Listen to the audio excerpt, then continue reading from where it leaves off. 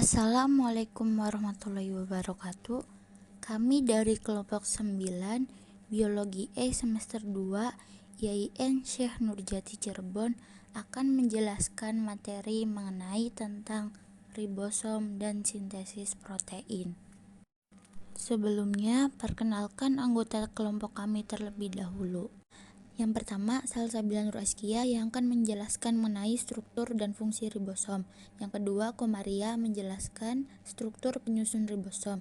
Yang ketiga, Nur Syahid menjelaskan sintesis protein transkripsi. Dan yang keempat, Ella Lailatul Habibah menjelaskan sintesis protein translasi. Ribosom terletak menyebar hampir di seluruh bagian sitosol, menempel pada retikulum endoplasma dan sebagian menempel pada membran nukleus. Ribosom tersusun dari dua subunit, yaitu subunit besar dan subunit kecil. Pada eukariotik, subunit tersebut dibuat di nukleus dengan bahan-bahan protein yang diimpor dari sitoplasma.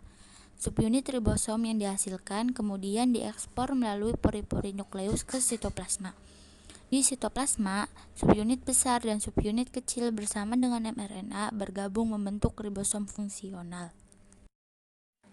Fungsi ribosom yaitu berperan dalam sintesis protein, yaitu memfasilitasi perpasangan spesifik antikodon tRNA dengan kodon mRNA dalam menyusun urutan asam amino menjadi peptida.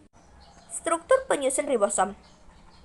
Pada prokariotik, ribosom memiliki koefisien sentrimentasi sebesar 70 sweet prop. Sedangkan pada eukariotik sebesar 80 S.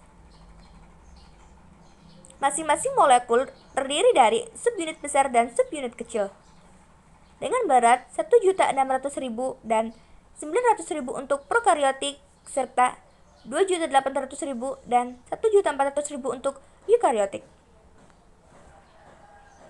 Subunit besar ribosom prokariotik terdiri dari 34 protein serta 2 molekul RNA ribosom yang masing-masing terdiri dari 120 nukleotida dan 2.900 nukleotida.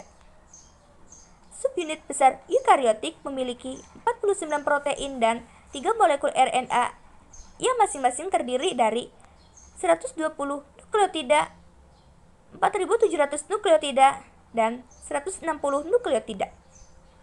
Subunit kecil prokariotik terdiri dari 21 protein dan 1.540 nukleotida. Sedangkan pada subunit kecil eukariotik terdiri dari 33 protein dengan molekul RNA sejumlah 1.900 nukleotida. Berikut gambar 3 dimensi ribosom yang terdiri dari subunit besar dan subunit kecil. Apabila diputar 90 derajat, maka terlihat subunit besar di atas dan subunit kecil di bawah. Berikut gambar 2 dimensi dari ribosom. Yang terlihat pada situs bagian E yaitu situs acid, dan pada situs P yaitu situs peptida, dan pada situs A yaitu situs aminoasil. Kemudian bagian bawah ada rantai-rantai mRNA. Kali ini saya akan membahas tentang sintesis protein atau yang sering disebut dengan pembentukan protein yang terjadi dalam tubuh. Proses sintesis protein terbagi menjadi 2 tahapan utama. Yang pertama yaitu tahapan transkripsi dan yang kedua yaitu tahapan translasi.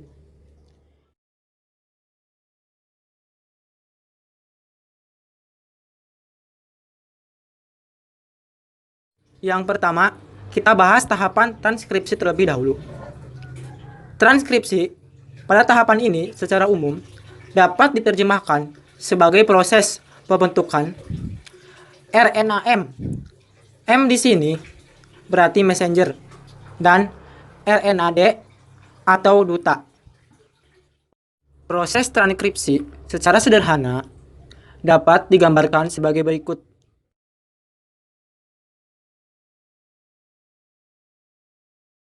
Ini adalah DNA yang digunakan untuk proses transkripsi. Pada proses transkripsi akan dihasilkan RNA messenger seperti gambar yang berwarna oranye berikut ini.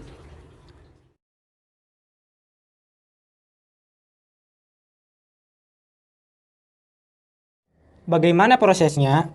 Jadi, pada tahap pertama ini, ada yang dinamakan enzim RNA polimerase.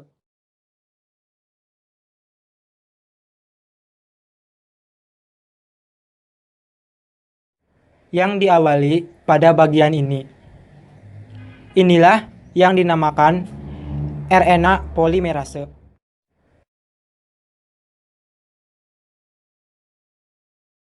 RNA polimerase memiliki dua fungsi yang berbeda. Yang pertama, yaitu untuk menumbuhkan rantai DNA, dan yang kedua, yaitu untuk membuat RNA messenger.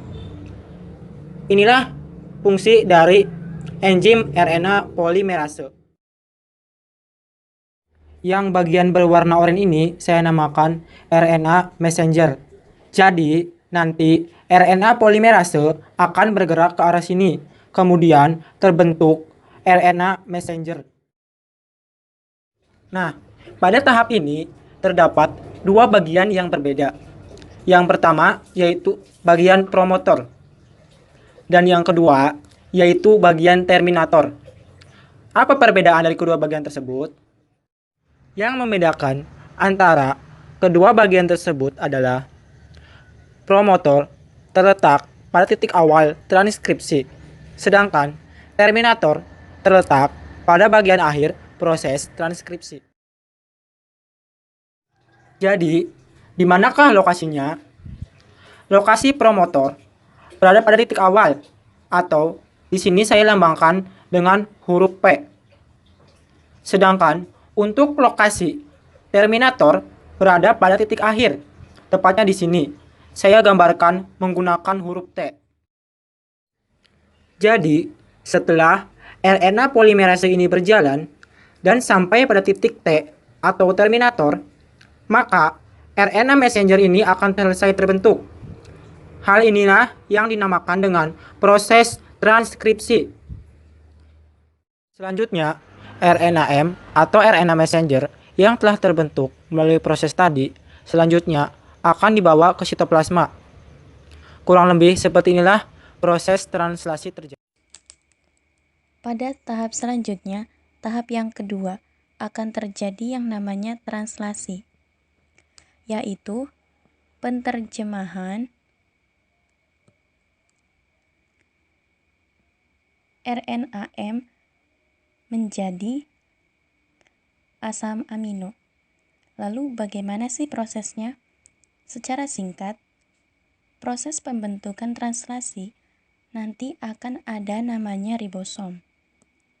Ada yang dinamakan ribosom subunit besar, dan satu lagi ada yang dinamakan ribosom subunit kecil.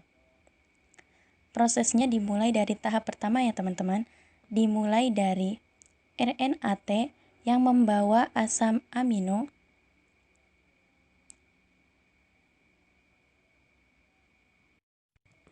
metionin yang akan menempel di ribosom subunit kecil.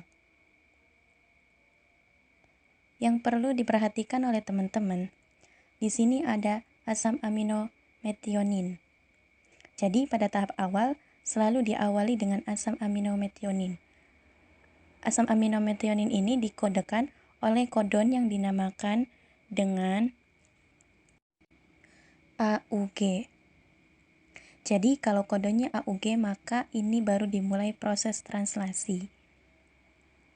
Kemudian di sini ada RNA-T yang akan membawa asam amino yang dinamakan dengan metionin menuju ke ribosom subunit kecil. Setelah itu tahap selanjutnya, tahap yang kedua. Di tahap yang kedua ini RNA-T akan melepas asam amino yang dibawanya.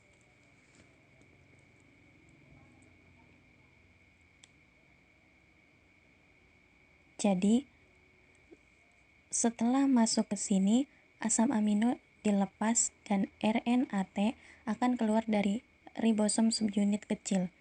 Selanjutnya di tahap yang ketiga, nanti ada RNA-T yang akan membawa asam amino lain masuk ke dalam subunit kecil secara terus-menerus, sehingga nanti akan terbentuk asam amino yang bergandengan membentuk yang namanya polipeptida. Di tahap ketiga ini, proses translasi akan berakhir jika ada codon stop. Codon stop ini terdiri dari UGA, UAA, dan UAG. Jadi, kalau nanti di dalam penerjemahan kodon genetika membentuk sintesis protein, ketika ada UGA, UAA, ataupun UAG, maka proses sintesis protein akan selesai. Jadi tidak boleh dilanjutkan lagi. Nah, penjelasan ini disebutkan bahwa transkripsi yaitu proses pembentukan RNA-M yang membutuhkan RNA polimerase dan kemudian RNA messenger yang dibentuk akan dibawa ke sitoplasma. Di sitoplasma akan terjadi proses translasi yaitu penerjemahan RNA-M menjadi asam amino dengan diawali kodon AUG atau nama lainnya adalah kodon start. Sekian penjelasan yang dapat kami sampaikan, kurang lebihnya mohon maaf. Wassalamualaikum warahmatullahi wabarakatuh.